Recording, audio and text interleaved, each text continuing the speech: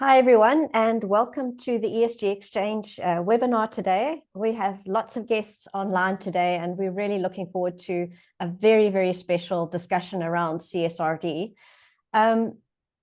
Just in terms of access to the functionality of the webinar, if you can't see the functionality keys, just press your Alt key, your Alt key on your keyboard. It'll bring your functionality up. We are in a webinar setting, so you can't speak directly, but we'd love to hear from you. So we have opened up the chat function. Please put where you are. I see Gavin, welcome. Gavin's a regular on our webinars. Please tell us where you're from all over the world. Although we have got a very Irish focus today, we are expecting people from all over the world. So please let us know where you're from in the chat function. We also have the Q&A function open, and that really allows us to get to your questions and to be able to ask your questions of the panel. So please don't hide your questions in the chat function. Put them in the Q&A so that we can really raise them up. The other thing is that we have the reactions button open today. It's really difficult to engage with an audience that's sitting in the dark ether. So please, if you like what we're saying, give us some encouragement, thumbs up, claps. It's all available to you today. And with that, I'd like to hand over to our Master of Ceremonies today, Peadar Duffy. Thank you. Hey, thank you, Carolyn. I think we're just going to allow people another minute. Typically, we'll start at the end of 2 minutes after the hour. I can see our numbers are climbing. We're just around the 200 mark just now. And you can take some pleasant viewing of my experts here today. Vincent, Sheehan, and Moore, Courtney Kyle, and Liz Dare, and of course the wonderful Carolynn Chalmers from the ESG Exchange. So we're now up on 2 minutes. We're at 204 people. That will move up a little bit more, I would imagine. And I'm just going to, looking at the people from around the world, I'm saying good morning and good afternoon. I won't be saying good night, but I don't think anyone here just so far from New Zealand or Australia or whatever. But you're most welcome to this discussion, this kind of fireside chat kind of discussion that I think you're all going to find really, really, really informative. We're looking forward to 2025 next year, the first year when we're going to have the first batch of reporting. And that's going to be a change from talking in the past about standards that were coming to now that they've arrived. And of course, in Europe, we're going to get up to 50,000 companies over the coming years. For people outside of Europe, outside of CSRD land, in IFRS land, those in Africa and elsewhere, of course, what we're going to be discussing here is of significant relevance to you too. I note, by the way, we have a lot of participants from the UK. There are two reasons why, if you're in IFRS land, as distinct from CSRD land, that there's a lot here to be shared with you. First and foremost, all the global regulations in this particular space share one North Star, which is the TCFD North Star. And it spoke of the governance strategy, risk management, metrics and targets pillars, which are now core content areas in IFRS and so forth. So there's a commonality there. And the second is that in terms of organizations, the doing of the doing, organizations are broadly speaking mobilizing in similar ways, which is what we're going to learn from our experts here today. So I'm only going to be asking 3 questions of people, 3 big and basic questions. First question, where did you start and where are you now? Okay, first question. Second question I'm going to be asking people is the role of the board and how this links in with strategy, its model, performance, viability over the longer term. And then thirdly, CSRD is quite different from IFRS in that it's explicit with regards to up to 1,200 data points across all 10 topical standards. And to a conversation we were having earlier, Courtney made reference to how broad and how deep this thing goes relative to other standards. So the data challenge, what are our experts doing in that regard? This particular webinar, as you know, has been brought to you by Ireland's representative organisation to ISO, the International Standards Organisation.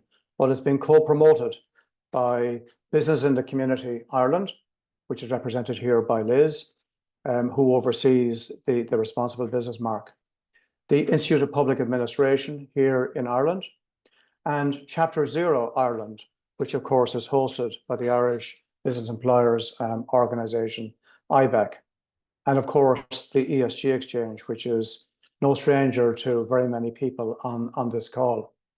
Our speakers are Vincent Sheehan, who heads up sustainability in Éireann. That's the transportation company that provides our bus network across Ireland. Anne Moore, similar role, heading up sustainability in Gas Networks Ireland, both of those being in sectors regarded as heavy emitters.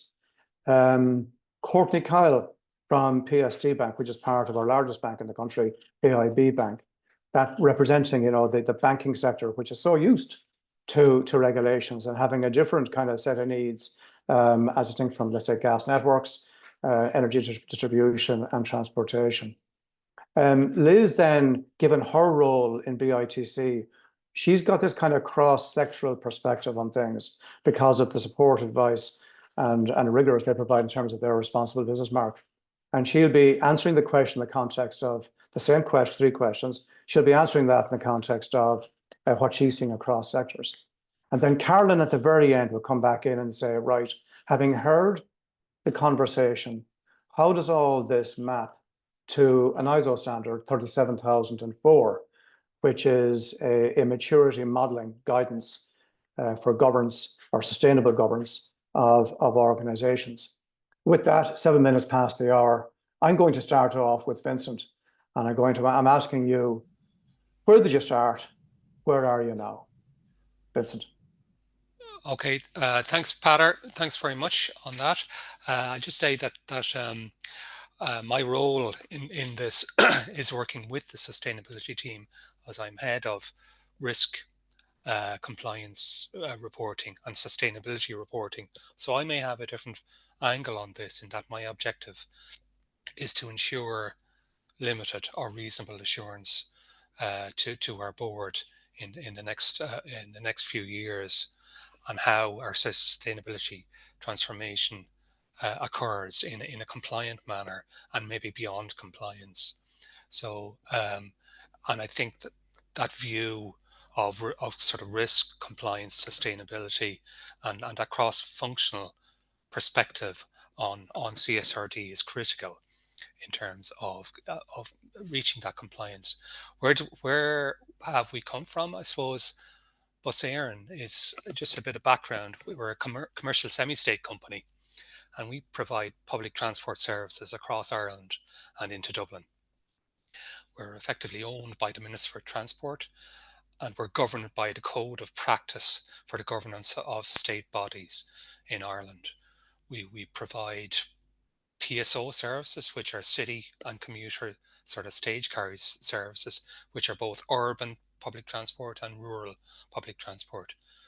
We provide school transport services to 165,000 students every day, and we provide commercial expressway service, which are interregional between Dublin and the main cities and towns in Ireland. In 2023, we carried 107 million passengers, which is a growth of 20% on 2022. We employ 3,000 people across the network. We utilize 1,200 of our own vehicles, and we contract in 7,500 contracted vehicles for school transport every day, which is part of our downstream value chain. We're in the business of modal shift, and we always have been, in that we remove unnecessary private car journeys, and we provide social and economic mobility for those who don't have access to cars. So our strategy is really to double passenger journeys between now and 2030, but at the same time halve our GHG emissions. So it's quite a challenging goal and objective, and we need a workable strategy with significant investment, and we need an effective system of internal control to make all of this work on a day-to-day basis. And that's what we see as the essence of CSRD or TCFD. or IFRS. It's how does this work on a day-to-day basis, from top down and bottom up.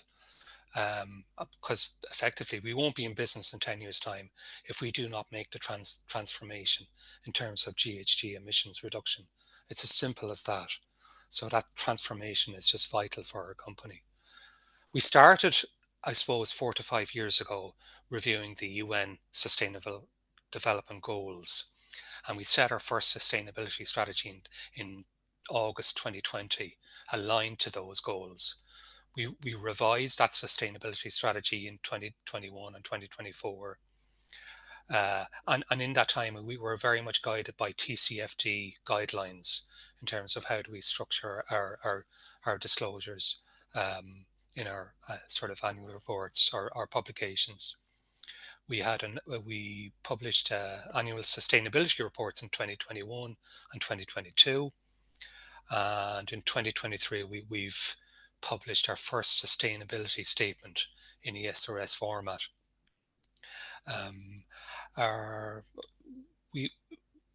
We've been working for 4 or 5 years with our sustainability steering group in the company to evolve with CSRD and ESRS and the guidelines that EFRAG have provided in that time.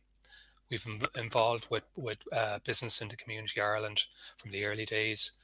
They provided really essential support and advice, and it gave us an ability to network with our peers in relation to CSRD, ESRS, and the challenges that were being raised.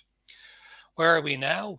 Well, we've started our transition and we're adapting our systems and processes to be compliant with CSRD, but also with the Corporate Sustainability Due Diligence Directive that is coming down the line. We've introduced our first all-electric city bus service in Limerick.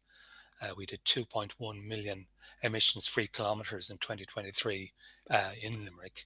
We've introduced electric town bus service in Athlone, where there's over 500,000 emission-free kilometres in 2023.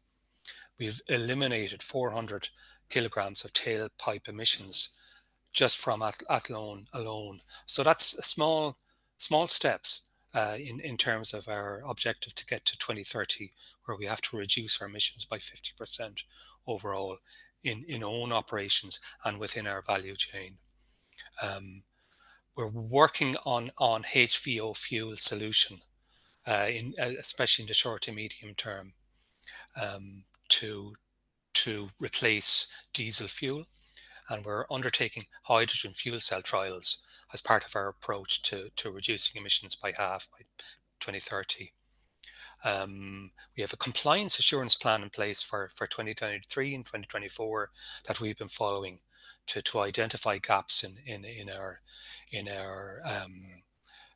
assurance process in relation to CSRD. And we're going through an internal sustainability audit at the moment. We will be getting EY in to do a full review of our sustainability reporting and processes. And all through this, we've been using COSO, EFRAG, and ISO in terms of energy and environment standards and risk and our risk approach. And now we're looking beyond that in relation to compliance and governance ISO areas, including ISO 37004. So that's probably where we are, Peadar, at the moment. So I what I heard you say in all of that, and it's so detailed, I heard one thing in particular: double your numbers and half your GHG emissions. So yeah. My thought is, what can possibly go wrong? What a challenge! And every organization is looking towards growth, but still having emissions, and that's just in the context of climate. We haven't even spoken about the S standards and the other environmental standards. Swinging over to Anne. Anne, what's your story? Where did you start and where are you now?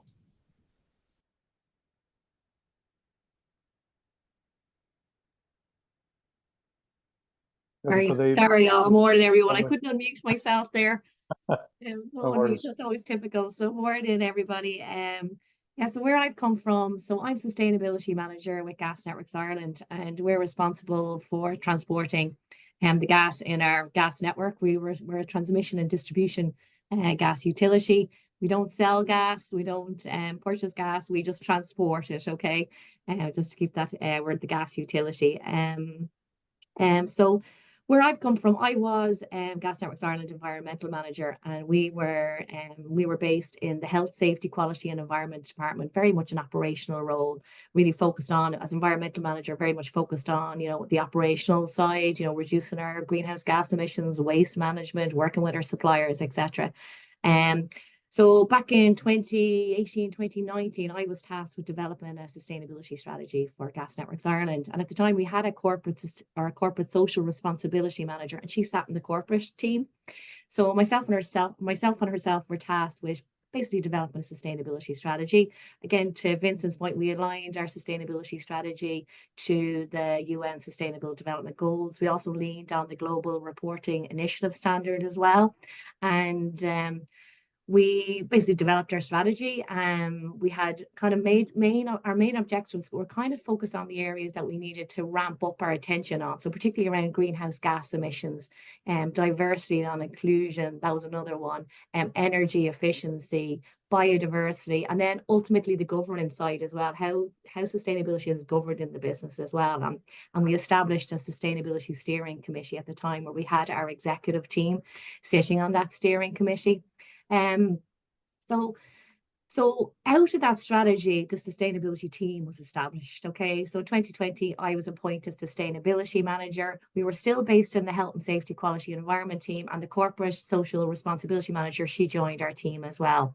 So that was kind of the foundations of our sustainability team. And in the last 2 years, we have now moved. There was a transformation or an organizational, what would you call it, restructuring, and the sustainability team was moved into the regulation and strategy pillar, our business unit. And it was really to put us beside the strategy team so we could influence the strategy team. So even though our role is still very operational, it's also strategic as well. So I think it was a really good move, it was a mature move by the organization. And I think, you know, where our role is very much now, you know, the strategy team will be a small team, and we will work very closely with the strategy team and really to influence and drive sustainability, what would you call it, ambitions across the organization's activities. Now, the nature of our business, like we transport a fossil fuel, we do transport a very small amount of biomethane or renewable gas at the moment, but ultimately 99% of what we transport is fossil fuel. So sustainability is core to our business strategy. Like, we have to decarbonize what we transport. We can't make gas, so we are very much depending on producers in Ireland to actually produce renewable gas. And our role is to ensure that our network can take it and we can transport it. So very much our role at the moment is ensuring that we maintain the security of supply of gas. So most of our gas comes from across the Irish Sea, from the UK, from Scotland. About 20% comes from Carb West, the west of Ireland, over in Mayo, but that's slowly declining as the gas supply there is decreasing over time. So our role is very much ensuring security of supply, because the gas is such an important plays such an important role with Ireland's energy system. So when the wind doesn't blow, when the sun doesn't shine, you know, that's when the gas really plays an important role. It kicks in. So just with regards to where we're kind of currently at, so we had good foundations in place. We have the 5 ISO management systems for asset management, environmental, energy, safety, quality. We also have the business working responsibly mark, which Liz here on the call today from Business in the Community would support us on. That standard, or that mark, is aligned to the social sustainability standard ISO 26000. I hope I said that right, Liz. And also we're aligned to the sustainability procurement standard ISO 2400. So again, we have really good framework, really good foundations in place when it comes to CSRD and preparing the business for CSRD. And we just published our 5th sustainability report. It's aligned with the Global Reporting Initiative standard. We also participate in CDP, or the Carbon Disclosure Project again. We currently have an A- score from CDP on climate change. And it'll be interesting to see, you know, what will happen to our score next year, because as when we were putting together our submission this year, which we just submitted there recently, and there was a significant increase in requirements and questions to CDP, and it was very much aligned to the new requirements with CSRD. And it was interesting to kind of, we assumed when we were looking at CSRD and just looking at the climate change topic, I assumed we'd actually perform really well when it comes to the requirements of the climate change topic and disclosure, because we're getting the A- from CDP. I just assumed actually we're in a good place. But actually, when we started digging into the climate change topic, there's a significant amount of work that we were going to have to do over the coming months to address and to ensure that we're ready for the disclosure on that topic.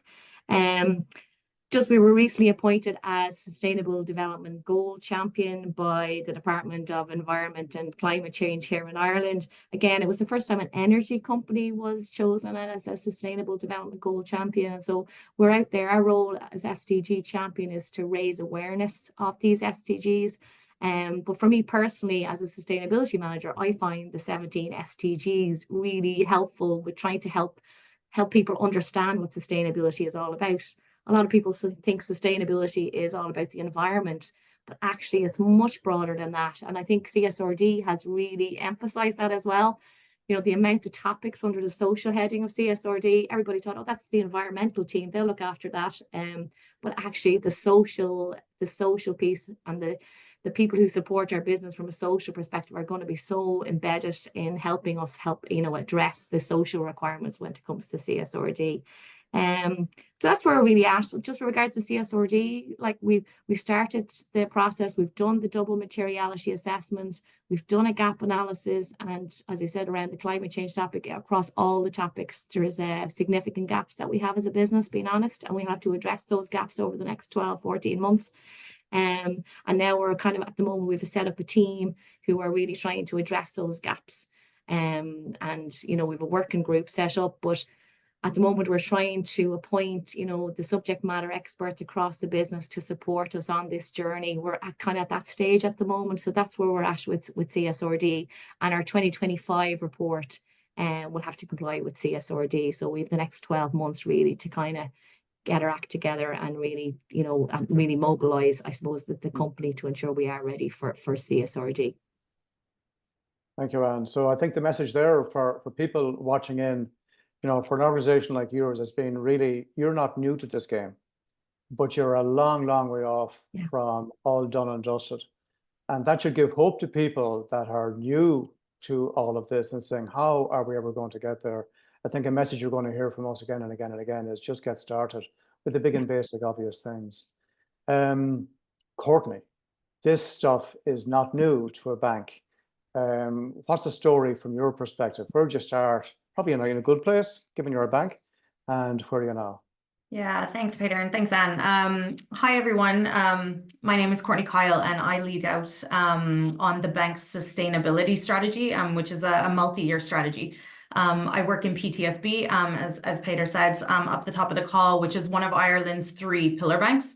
So obviously a very, very highly regulated sector, both here locally by the Central Bank of Ireland and then more broadly in Europe under the European Central Bank. So obviously the regulatory lens is very much on us. It's something that we are incredibly conscious of in terms of supervisory expectation, and we're kind of all this regulatory reporting kind of comes naturally to us. It's part of our day-to-day business. So historically, we and very much now, we are subject to regulatory reporting under the non-financial reporting directive. I'm sure many of you on the call would be very familiar with that.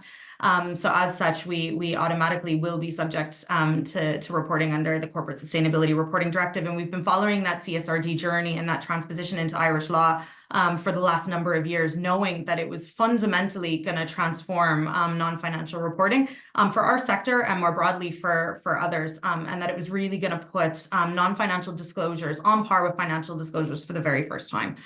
So as I said, we've been following it very, very closely. Internally in PTSB, we have an integrated sustainability program that has a number of work streams. There's 7 of them, everything from ESG risk management to ESG data, to governance and strategy. And one of the work streams is actually focused on disclosures. So both regulatory disclosures for us, like NFRD, now CSRD, TCFD, ESG Pillar 3 templates, EU taxonomy, all falls within that program structure and within that working group. So at the very beginning of this year, we actually stood up an independent CSRD workstream, cross-functional representation from business units across the organization and key stakeholders that were going to be required to input into this process, really. Particular focus, Vincent, I know compliance and risk very much are on that work stream, external reporting, regulatory reporting, and kind of everyone in between. Where we are on I might, instead of talking about our sustainability kind of strategy transformation over the last number of years, I might just take a few minutes and talk about where we are on our CSRD journey. So as I said, we stood up that independent work stream at the very beginning of this year.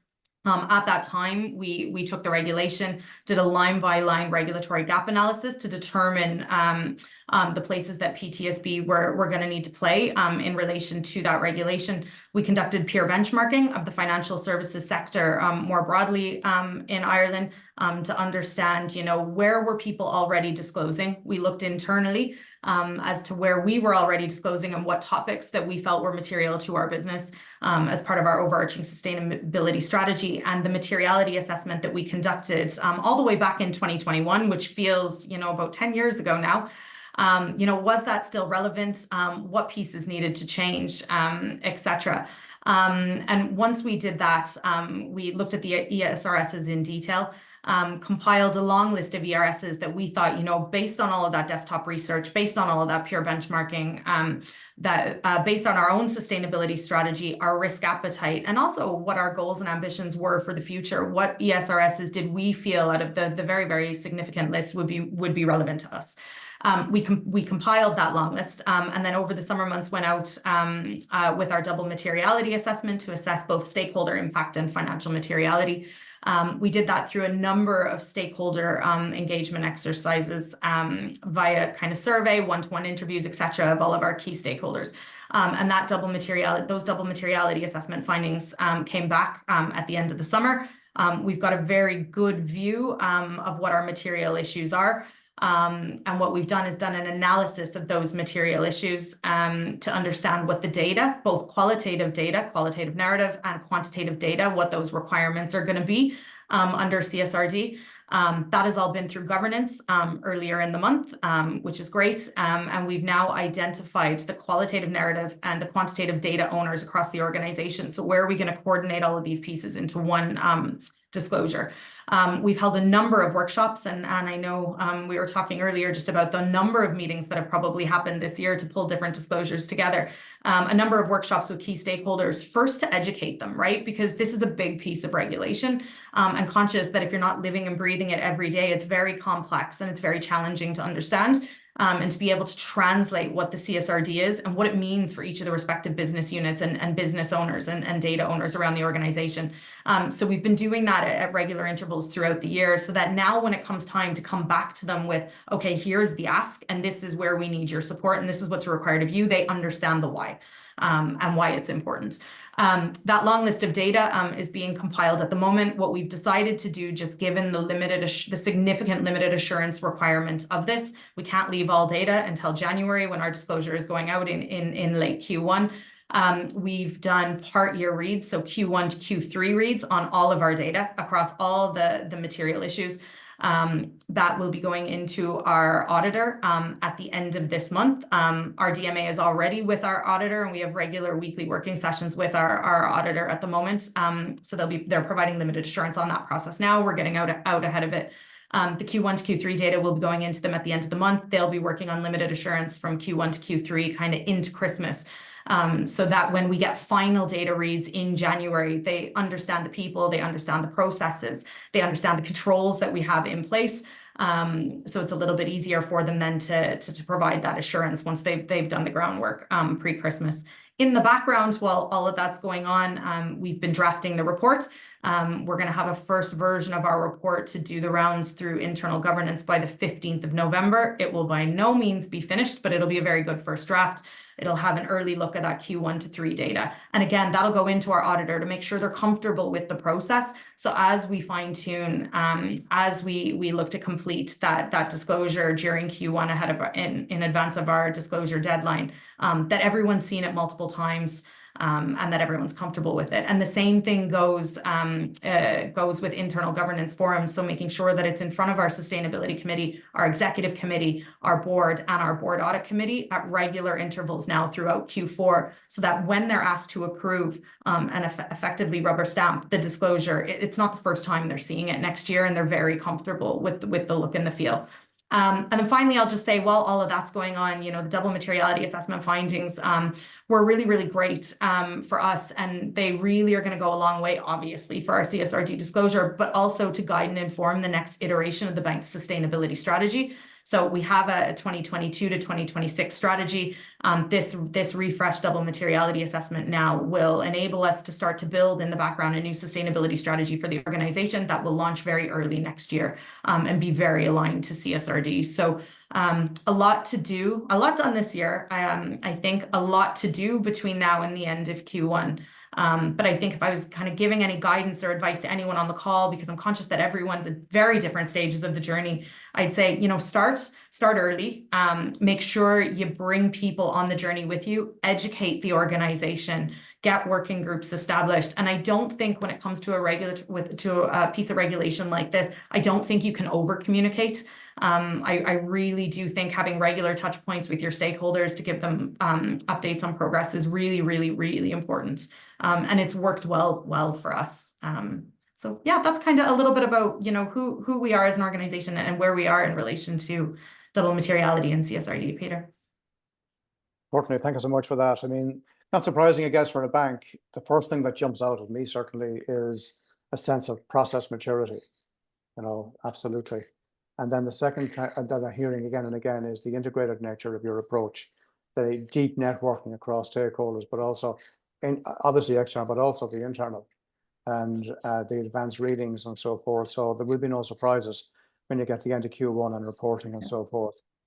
Liz, I think to say, like Anne, we have gaps. So that probably sounded lovely, right? In theory, and that we're all over it, but there's gaps, there's learnings, there's things that we need to address. But I think the important thing is we've brought everyone on the journey. So I think cross-functionally now we have that support. Yeah.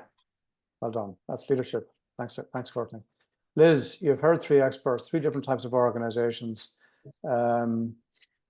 How is that landing on you? What are you seeing across sectors, must be a couple of hundred companies now that you guys are supporting, and where they are, broadly speaking, where they started, where they're going, or where they're now, rather? Yeah. So, you know, I think you said leaders there, and I think it's important to note that we do have 3 exemplars on this panel in terms of governance, transparent reporting, and rightly so in terms of providing what good looks like and providing guidance to other companies who are perhaps starting their journey. But just to give a little bit of context of who I am and where I work and the insight that I can hopefully provide. So I work for a company called Business in the Community Ireland, who are a kind of network of businesses and leaders in sustainability and social inclusion. And within that, we have our business working responsibly network, which is kind of my role in managing that. And companies, it's basically our standard of sustainability, and companies can certify to that. And is independently audited then by the NSAI, the National Standards Authority of Ireland, who I know are partners in this webinar as well. So kind of in going through both membership with Business in the Community or through the MARC certification, which is quite an in-depth process, we go through kind of a pre-assessment before audit, a gap analysis, etc., and gap closures. We get to see kind of under the hood of an awful lot of companies. That gives us some insights that hopefully I can offer today. But in terms of readiness for CSRD, we see a huge spectrum from companies like the 3 on the panel here who have perhaps done their double materiality assessment and they're kind of looking into that gap closure piece, to companies who are at the very start and starting to familiarise themselves with the ESRS standard. And I think, you know, it's already been said a few times, but if you are one of those companies that are just starting the process and starting to get familiar with the standard, that's okay. Now is the time to start. And I think that's what we would always advise companies, is to start with the standard, get yourself familiar with it, understand the requirements, how they relate to your company within the context of your company, and begin to set up that cross-departmental CSRD working group. You know, a few have already said that they have those groups in place, and I cannot kind of overstate the importance of these kind of cross-departmental working groups, because CSRD requires a huge amount of different knowledge, different skill sets, and it's just not possible for one person to have all that knowledge and all those skills. And it has to be cross-departmental. You have to bring in skills and the knowledge already within your organization and kind of bring them together to get CSRD to really work. And the kind of on that readiness program, it'd be much more efficient to have those people brought in at the very start, like Courtney's already said. Obviously, once you have that together, the next step is that double materiality assessment. And that's really the process in which you can understand which topics of the CSRD are going to be material to your company and which ones you should really focus in on that gap analysis, on identifying where the gaps are in those material topics. And I think it's important to kind of pause at that stage, because what we see is a lot of companies who maybe do the gap analysis before their double materiality assessment, or maybe doing it at the moment. But you can guarantee that you're going to find gaps. No company is going to do a gap analysis against the ESRS standard and come out, you know, shining with no gaps. And it's a good thing to find those gaps, because those gaps are room for improvement. And I think it's important to remember at that stage as well that the spirit of the CSRD is about transparency, transparent reporting. It's not about being able to tick every single data point, every single mandatory disclosure. If you don't have something, it's okay. It's about being transparent about that, disclosing what you don't have and what your action plan is to put that in place. So a healthier way to look at it is that year one is really your baseline. And using that gap analysis to identify that journey of improvement of maturity that you're going to go through over the next few years as you start producing these CSRD reports. And I think companies that embrace that spirit of transparency and improvement are really going to excel and reap the benefits of the CSRD, more so than companies that are perhaps rushing to put in some quick fixes and not meaningful change, and not taking a moment to look at the context of your company. And when we say context, we mean organizational context. So your risk, your trends analysis, competitor analysis, regulation, etc., and your stakeholder context, so stakeholder engagement, which is vital in putting in place any kind of commitment strategies or plans. Because without those, you're going to create commitments or strategies that aren't based on context and could likely fall through over the next few years. And then you're going to be taking a step back, which is not going to look good in a report. So it's about putting in that meaningful change and creating meaningful action plans on where you want to see your company grow and mature over the next few years, and being very transparent about that and your progress towards those goals. You know, CSRD is coming, whether we like it or not, so we may as well reap the benefits of it. And I think really companies taking that transparent approach are the ones that are going to see much more benefit from it. I hope that helps. It absolutely does. So one of the things that CSRD does, taken directly from TCFD, is this whole thing of governance and strategy, and how the board's feet, as it were, are being held very close to the fire. And of course, board agendas are always packed, and the board cycle is always very dense, and getting board space, more board space, to give really good attention to a high priority topic is a challenge. So the question now is, thanks for telling us where you came from and where you are now, but now specifically a point issue on the role of the board, and also the integration of sustainability and strategy, meaning really viability, sustainable performance and viability over the longer term. So swinging back into Vincent just now, the role of the board, strategy integration, or sustainability integration with strategy and so forth, and long-term performance and viability. What's your story in that regard? Okay, Peadar. Well, yeah, I think in terms of the board and the sustainability subcommittee, I think for Bus Éireann, I mean, the real starting point for us was the governance, the strategy and business model, and that double materiality process, over and above the data collection and aggregation. That was really the starting point for us for not just the E aspects, but the S and G1 aspects too. And that's really setting the tone for the company over the last 4 to 5 years in terms of developing our strategies, our action plans, our policies and procedures, our targets and metrics, and our overall system of internal control. It was the real starting point for us, is to stand back and do that due diligence in terms of how we impact on society and the environment, but also how we work with the value chain in terms of employees and contractors to bring about a better solution from an ESG perspective in terms of our strategic plans. The board input has been really evident and critical from the start. Our sustainability committee was set up in 2021, which predated our first sustainability strategy. And that committee has been looking at our sustainability strategy, our KPIs and reporting, our carbon budgets, our fleet, our infrastructural transition, our customer and employee engagement, and the skills internally, and then our partnerships and funding and investment. So they've been really at the heart of our strategy development and planning and implementation. And I think in terms of that starting process on due diligence, it's been really important for us, but not just looking at our own operations, but looking at our Scope 3 emissions and our value chain challenges. And I think that's a key change that the committee has been driving over the last few years, for us to look at how we partner with the value chain to reduce our emissions and come up with solutions in terms of ESG. They've been very supportive in terms of our move towards the quality mark, the business in the community, and our use of ISO certification. And that's really important in terms of developing that system of internal control. They have noted and reviewed the sustainability statement that we published a few months ago, as the committee, and our audit and risk committee noted that too before it went to board.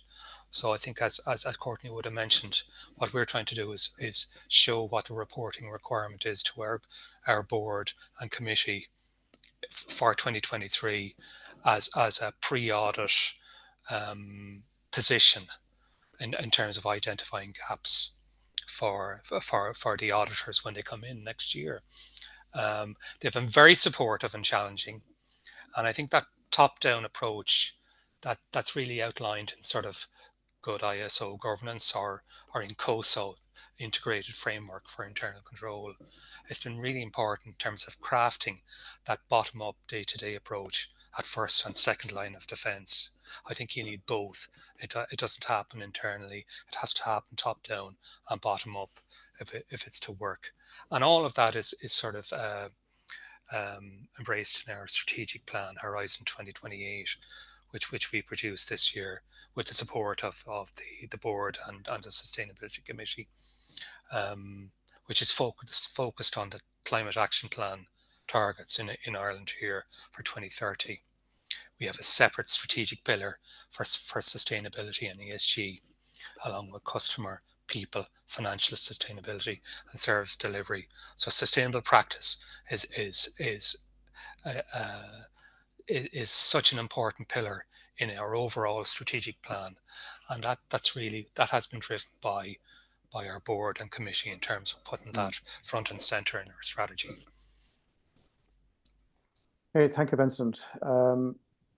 So you got traction, and that board subcommittee was created in 2021. So you were ahead of the posse in that regard. And by the way, before I go on to Anne, I would like to say, looking at the Q&A, if people, as you're listening to our speakers, take a look at the Q&A and the particular questions that you like, give it a thumbs up so that Carolynn can maybe rank the questions, because we would like to have about 10 minutes at the end, or maybe even 15 if we can rush things up a small bit, to get questions from the participants. That would be great. Just put those questions then to the experts. Anne, the role of the board, sustainability, integration with strategy, performance, long-term viability. What's your story? Yeah, so Peadar, I think it's a little bit, maybe it's a little bit easier for the gas industry just because it's so critical that we have to decarbonize. You know, the energy sector has such an important role because if we don't decarbonize, it's much harder for our customers to decarbonize. So ultimately, we're supporting, you know, if we can decarbonize, it makes it so much easier for people who use energy across Ireland, you know. So we have such an important role to play. In regards to the board, so similar to Vincent, we established a Sustainability, Safety and People Board Committee in early last year. So we always had a safety board committee. So it just again demonstrates that we, you know, we're maturing in this space, and now we have a committee that's dedicated to sustainability as well. And I have to say, I only presented to them there on Monday, and you know, the meeting was 2.5 hours long, and I'd say most of it was spent on sustainability. So it just shows you the interest that they have around sustainability.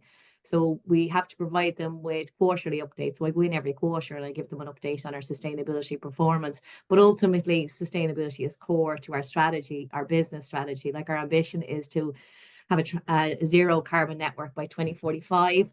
We just recently published our pathways to a net zero carbon network by 2045 there in September with our stakeholders, but the board would have been heavily involved in helping us develop our strategy, and we would have engaged heavily with them, but also with the pathways document as well. So like the board have such an important role to play. But then you have the next step down, like we have a number of steering committees across the business. So we have a climate action steering committee, which our CEO and most of our exec would sit on that. Sustainability is the first topic on the agenda. So I'm presenting again on our sustainability performance. And again, other parts of the business would come in as well. So our hydrogen team, biomethane team, you know, our team around repurposing our network for being able to transport renewable gases into the future. They will be on the agenda as well. So basically, and they meet every month.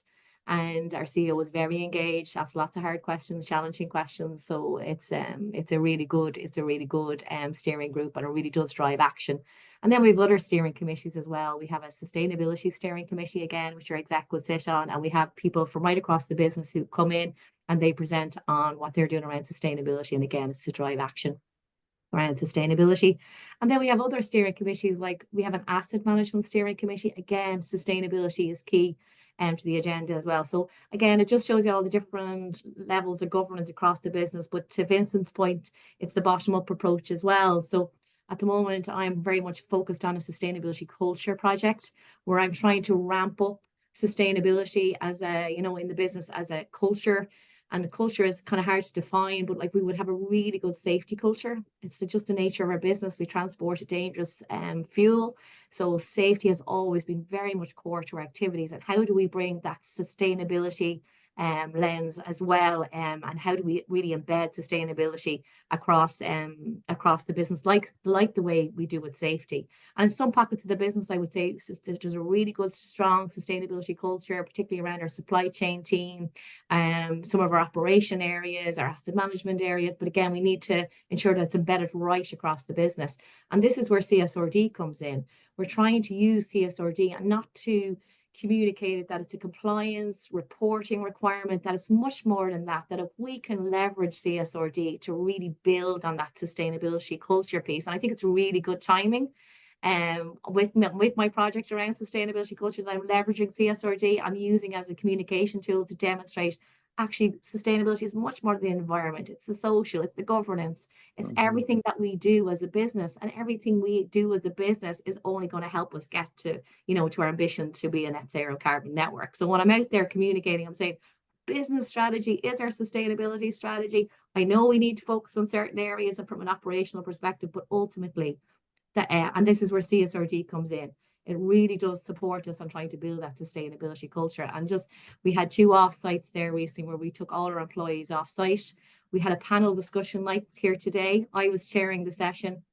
We had our head of supply chain, our head of operations, our head of asset management, HR. They were all on the stage.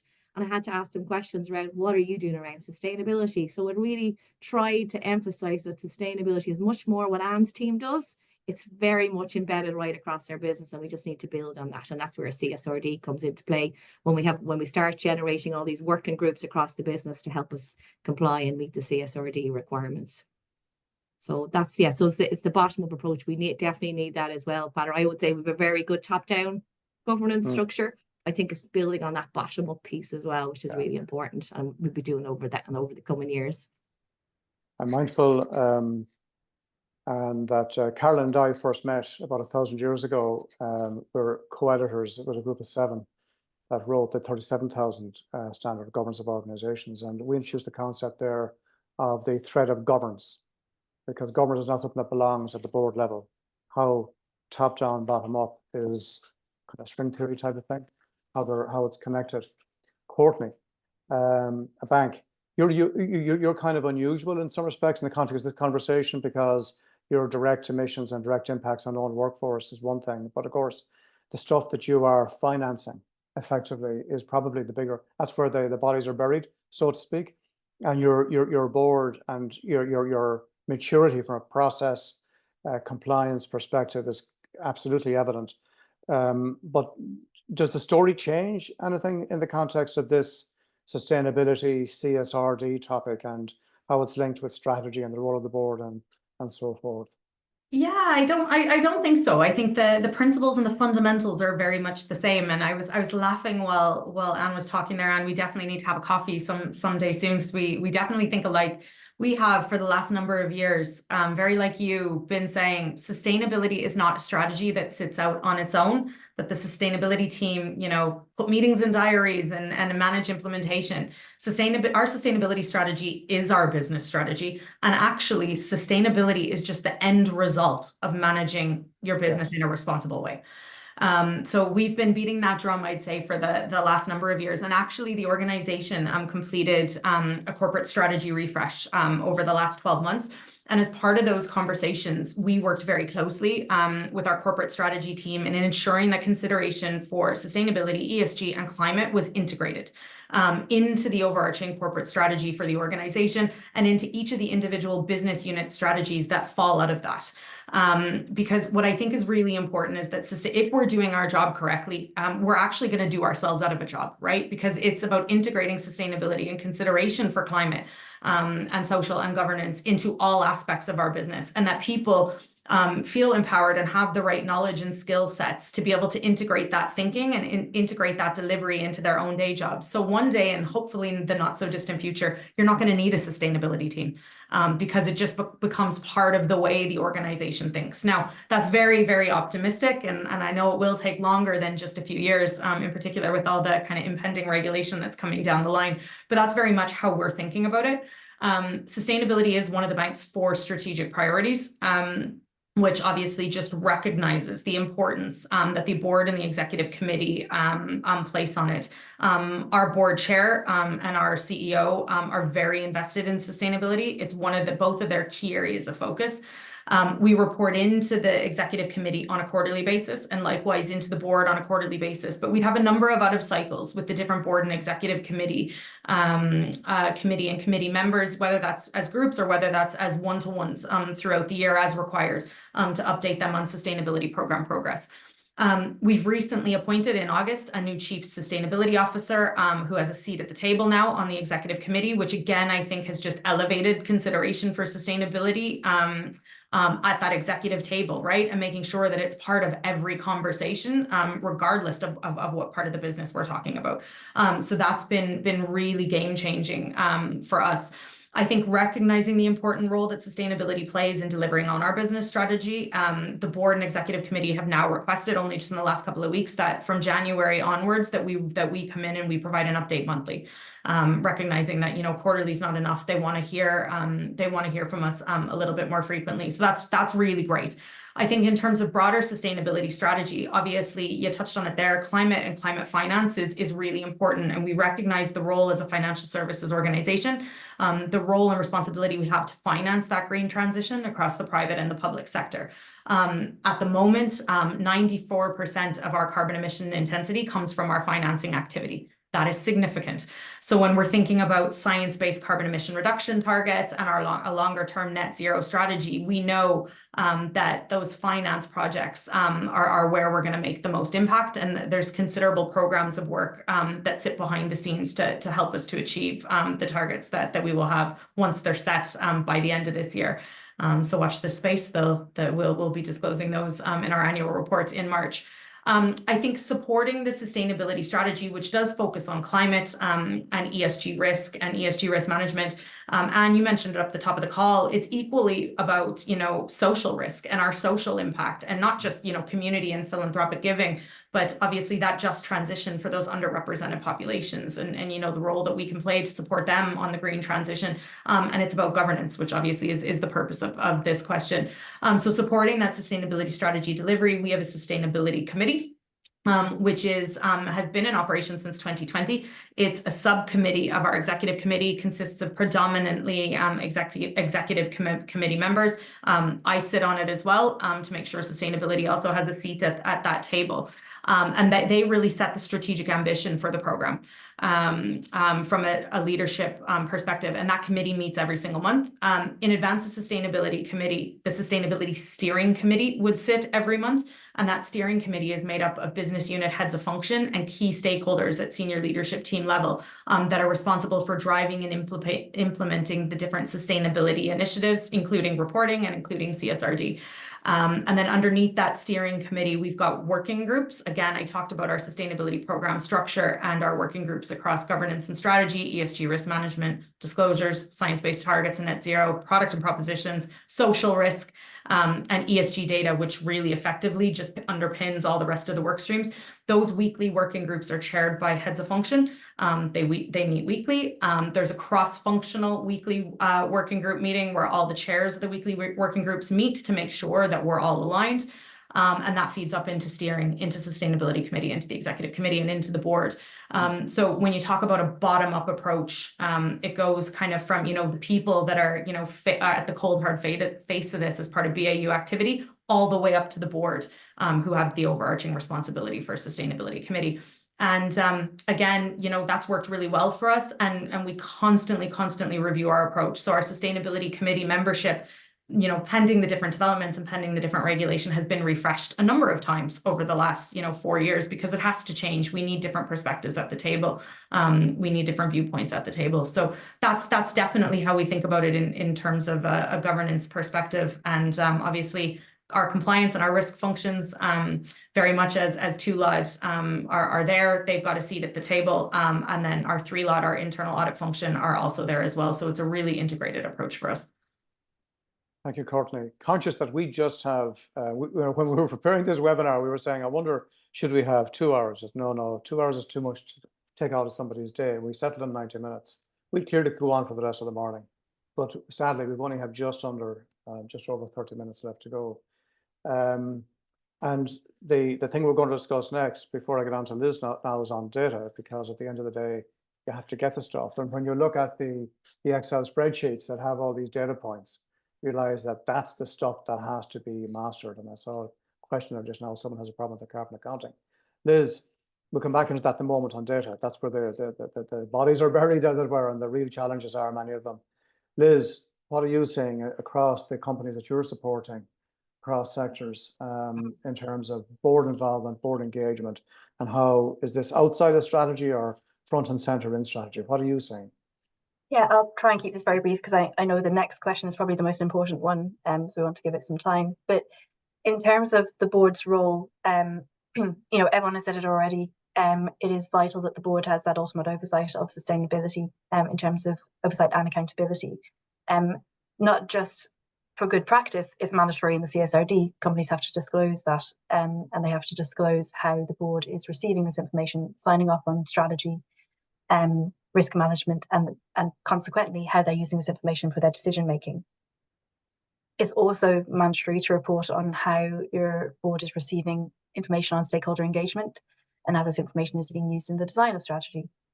So the role of the board is huge for the CSRD, and it's important to understand that now and get sustainability as a topic onto the board's agenda. And what we're seeing as a good practice, and something we'd highly recommend, is at this stage really look at board training if you haven't already, because ESG hasn't typically been, unfortunately, on the board's agenda, and it is new to a lot of board members, and it is a key topic for decision making, and it should be incorporated into decision making, quality decision making. And we see training on environmental we know ESRS E1 is huge. But don't forget that social ESRS S1 is right up there in terms of data points, and it's really important to have a kind of well-rounded training for the board covering ES and G, and that boards understand their role in the CSRD. In terms of the kind of what we're seeing in the strategic setting and the governance frameworks in different companies, interestingly, there was recent, actually I don't think I can say recently, I think it was 2 years ago now, but there was a study that showed that in the US, sustainability board committees, and it's interesting to hear that all three of these companies on our panel today have this structure, but sustainability committees off the board dedicated to the oversight of sustainability are more common, and they have the knowledge and the skills that they can use to inform the rest of the board when it comes to decision making and ensuring that ESG topics are there front and centre when key decisions are being made. In the EU, it's not uncommon to have these structures, but it's more common, and the trend is rising in terms of that new Chief Sustainability Officer role. And it's really interesting, Courtney, to hear that in PTSB that's already in place, because again, it cannot be understated how important it is to have that knowledge and skills at such a high level, and to ensure that someone is at the table advocating for ESG topics when decisions are being made. Underneath that Chief Sustainability Officer, at the kind of very mature levels, we see kind of a full sustainability team. And that would have sustainability professionals looking at biodiversity, environment in terms of carbon, social inclusion, finance, etc. So you have a specialist across the board. And there probably, or is as well as that, a cross-departmental working group. And I know that Courtney's kind of spoken about membership on that already, so I won't repeat myself or won't repeat the topic too much. But it is important to have that cross-departmental group. And remember your audit and your finance team, because they have the skills needed for regulatory reporting, for ensuring quality data. There's no point in training a sustainability professional on these skills. A, they're probably not interested, and B, it's a huge resource lift when these skills already exist within the organisation. And we can touch more on that in the next question. But in general, I think that the governance committee the governance sector, in terms of the governance pillar, in terms of ESG, is seeing its moment. We're seeing huge transformation across the board, and the rise of sustainability in terms of maturity and level of management. For those of us who've been in the sector for a long time, remember sustainability was called CSR and a part-time job of someone in HR. So it's really gratifying to see it rise up to the level it is now. And I think it's the first positive impact that we're really seeing from CSRD. And hopefully we'll see more of those impacts as we kind of progress along the journey. Thank you, Liz. So we'll keep the best wine until last. And sadly, we have almost the least time, because I do want to get at least 2 or 3 questions from the participants. I do want people to see, because of the little Prezi at the end of this, people are going to be able to download an Excel spreadsheet that Carolynn's going to speak to in the context how to do a kind of a self-assessment, a maturity self-assessment. But now to the question of data. I saw an interesting article recently that, you can be living in a sea of data and you can die of thirst. The idea being you're in a rowing boat at sea, of course you can't drink salt water. These data have to be structured, cleansed, and turned into actionable, decision useful stuff. And it's so easy to get lost with the so-called 1,200 data points. So Vincent, how have you guys in your organization, the size of your value chain and so forth is surely a big factor. How are you addressing the data challenge? It's so huge, broad, deep, and dense, and all of that. Well, Peadar, it's probably, and I'll probably finish with this, is that it's one bite at a time in terms of the challenge, and that I will say that perfect is the enemy of good in this situation. If you are trying to develop your processes and your data systems, or if you're trying to start out, that the key thing is just start. I mean, if you leave the CSRD reporting and data disclosure compliance requirements aside for a second, ESRS is what is it trying to achieve? It's really trying to avoid greenwashing in reporting, and it's to bring non-financial reporting to a higher level and a standard format similar to financial reporting. It's asking you to reflect on due diligence and double materiality with your stakeholders and value chain. And it's asking that you start with limited assurance, and over the years, or maybe over 3 years, move to reasonable assurance. So it's giving you that time to start, make mistakes, make it better, go back on it, on your systems and your processes and your strategy, identify the gaps. And in a sense, that's the way we're looking at it. This is an opportunity to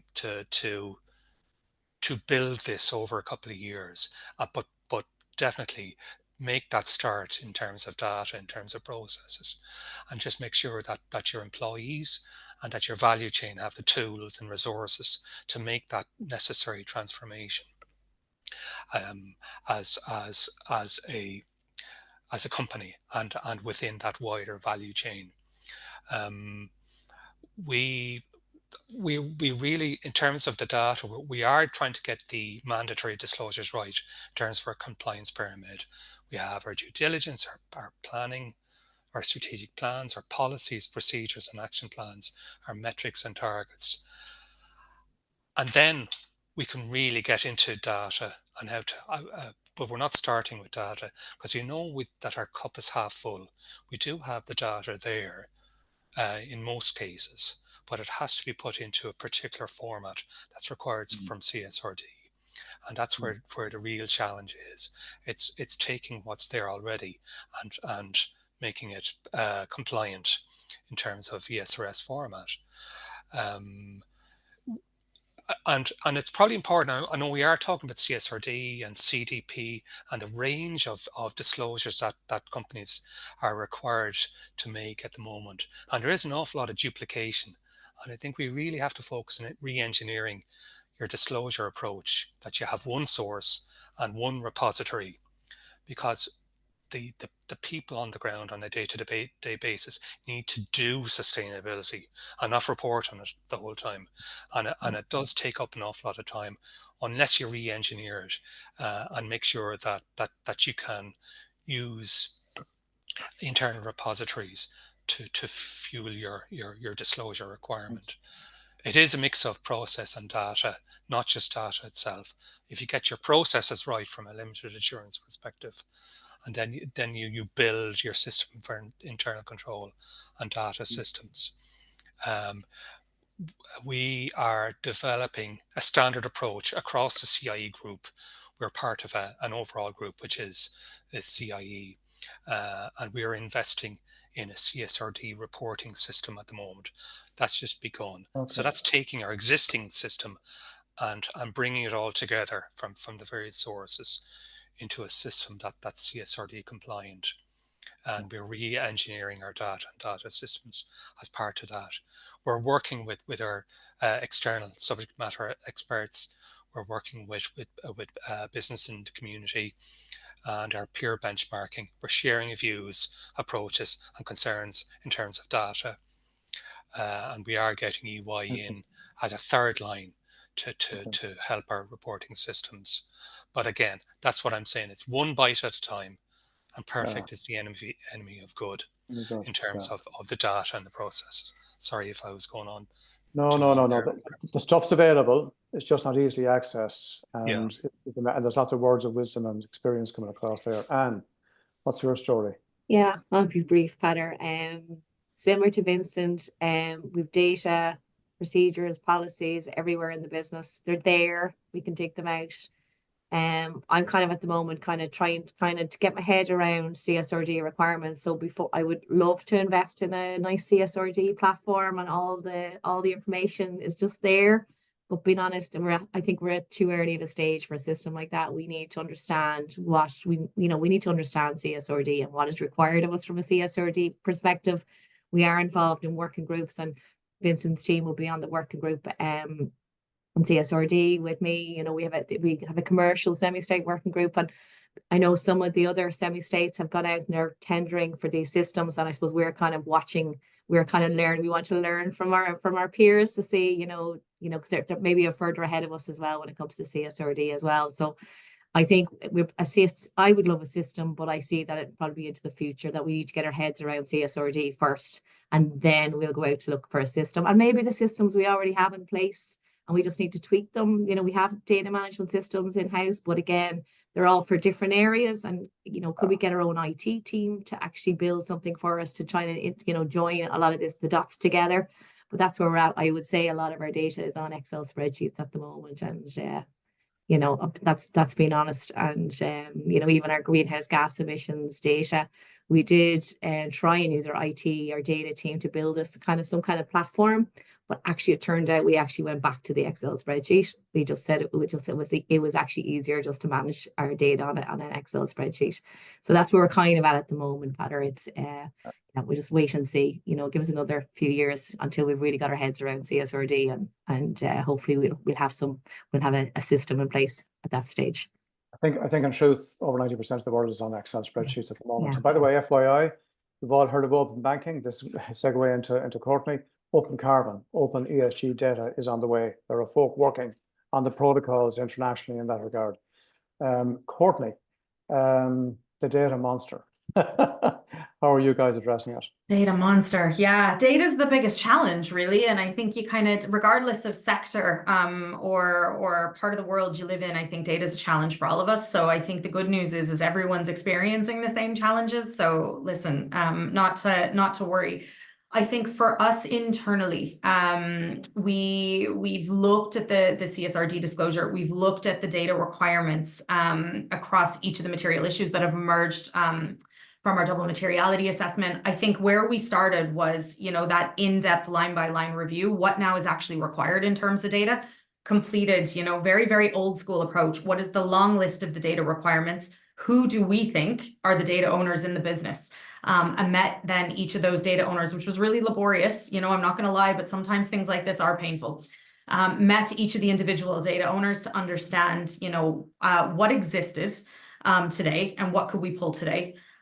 What is available that we just haven't harvested before and that we need to build processes around. And then what do we actually already disclose on? And what we found was the vast majority of it, through one disclosure or another, we already disclose on. So it's just putting processes in place to bring it all together for data capture. You know, that took a number of months and a number of different kind of refinements, but I think it gave us a good grasp on what's available and what processes we needed to put into place to capture some of the data. Very much like Anne, all of our data, we do have an enterprise data warehouse in the bank.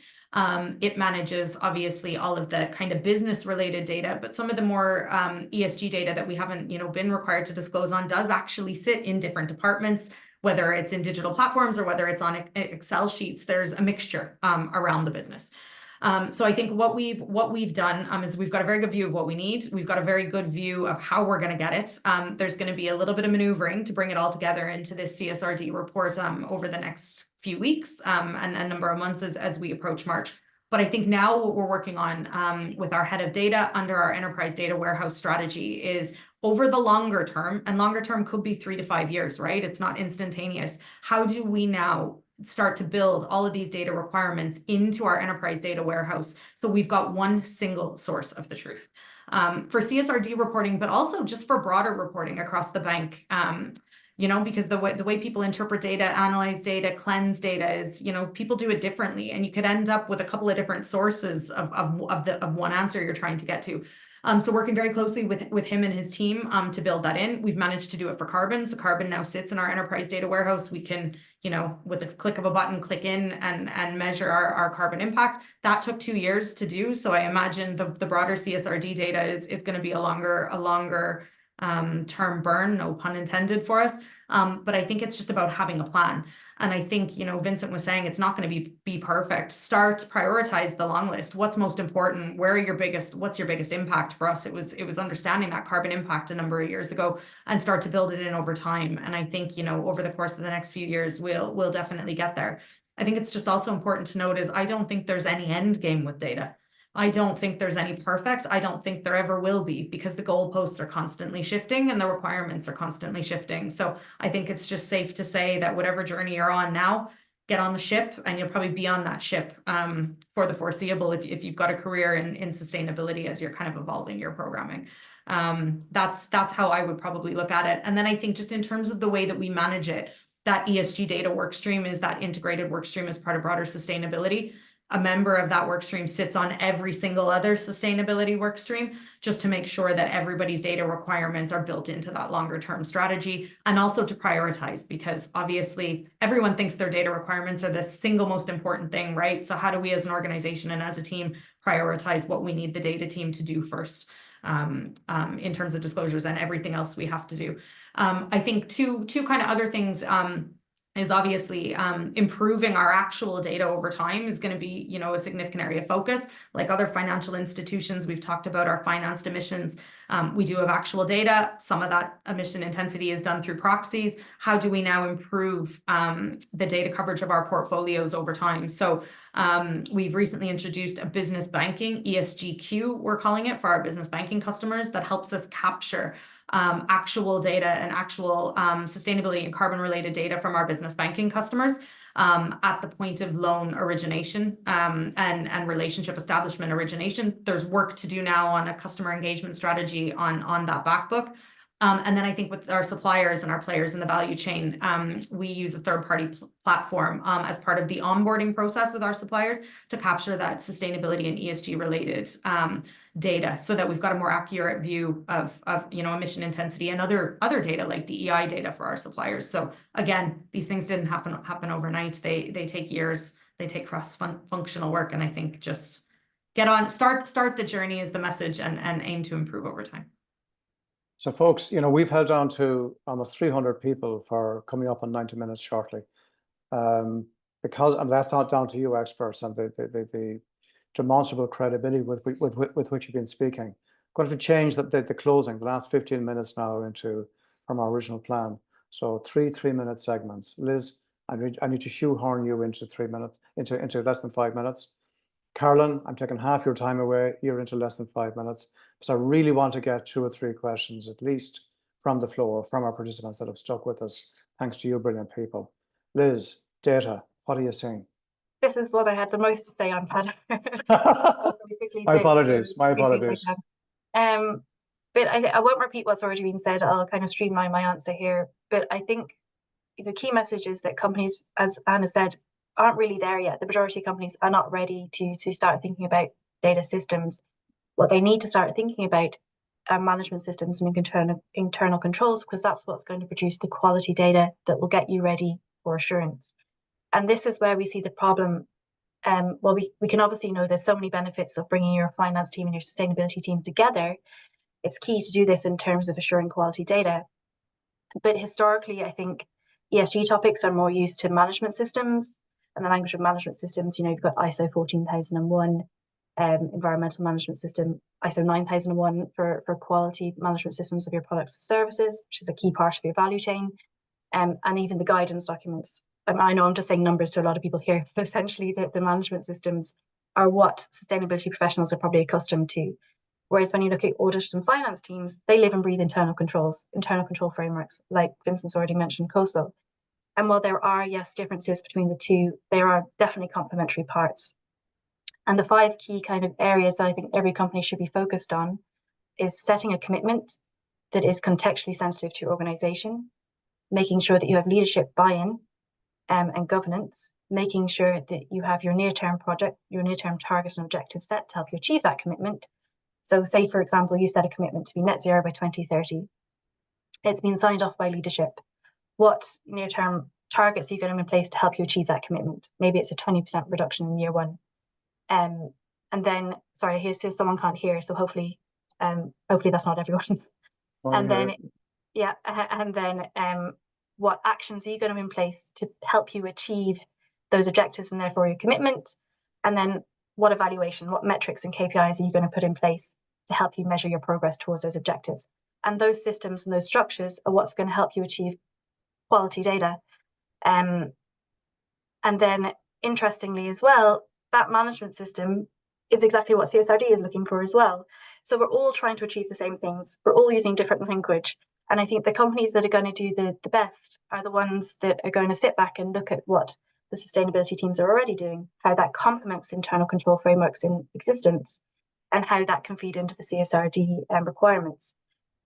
So it's about finding that common language between departments, between teams, and taking the time to realize what's already there rather than starting from scratch or duplicating efforts, and creating that efficiency that will help you then when it comes to assurance as well. I hope that was quick enough and not too fast. It was, and I do apologise, Liz, for having to squeeze all that. I mean, look, there's an hour of just some data. We might come back to it, in fact. I'm now going to put Carolynn in the spotlight. You're well used to the spotlight, Carolynn. Everything you've been hearing, how does it map to 37004, ISO 37004, the maturity modelling? And then I really do want, I'm going to steal more time off you. I really want questions from the floor to our experts here. Carolynn. Thanks, Peadar. Really, we're talking about two things here. It's compliance with the regulations and also applying the governance maturity model to this environment. So just looking at compliance itself, of course, and there is recognition that compliance means meeting all of these requirements, but also we've got voluntary obligations, such as voluntarily wanting to achieve targets that are not necessarily legislation or regulation. So although there is compliance, we mustn't lose the benefits that are available to us. And there are tools available that we can use, such as ISO 37004. And please go and look at the registration page where there are discounts available for these standards. So getting conformance with performance. ISO 37004 gives us three aspects that we should consider. It's not just the effectiveness of the compliance implementation, and we heard a little bit about this today. So the extent to which planned activities are realized results are achieved. That's really the effectiveness, and really that's where compliance comes in, but also looking at the efficiency. And the efficiency goes to the communication of the compliance requirements across the organization. So the efficiency with which the organization is aware of what is required, and it's the results of achieving relative to the resources available. But very importantly is the behavior of the leadership team, as well as the behavior of those in the organizations. So how you behave in the organization. So I've just given a link here if people want to use their phone to just quickly snap the QR code, or then use the bit.ly short URL. I'm going to give this, I'll show it up again once I'm finished while you're taking questions, but I'm just going to go across where that lands you is in a spreadsheet that is available for you to download, and please do download it, otherwise you'll get everybody else's results in there. But this is just an example where we're looking at these different aspects. And now here is our behavior, and these are the measures that we use in 37004, is that the behavior of, yes, you've adopted it, you've adopted CSRD, but do you really understand it as a leader? Can you apply it? Do you understand the application of that in your context? Have you directed as a leader that the application is being analyzed? Are you evaluating the results? Are you applying your mind to think about the results? And then have you got mechanisms in place to continually improve? These are 6 levels of maturity. And the 6 levels of maturity doesn't mean that you need to be at a level 5. It has to be applied as something that's appropriate for your organization. So as we heard, one step at a time, perhaps where we want to be is at this stage, we want all the leadership team, perhaps everyone that's involved, to just understand the requirements and then to get to application.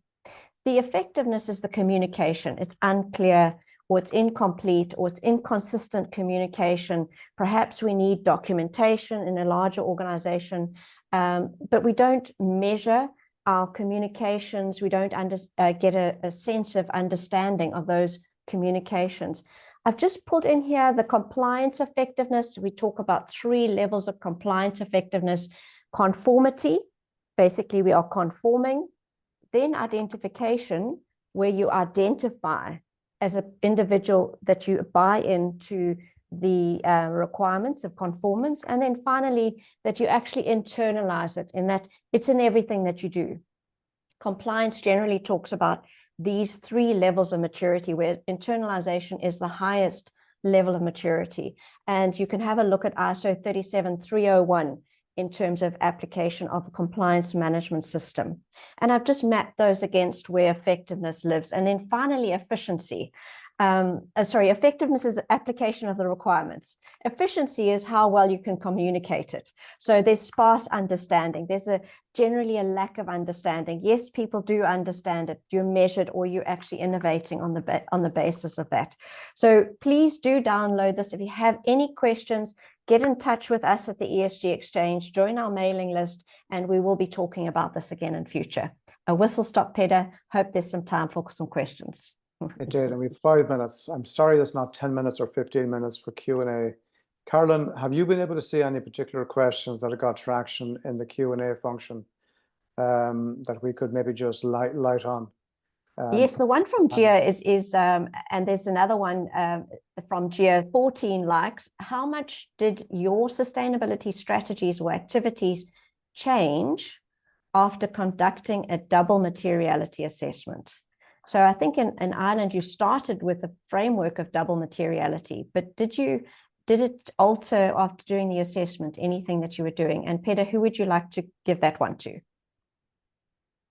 Who's first up? I'm not going to nominate anybody.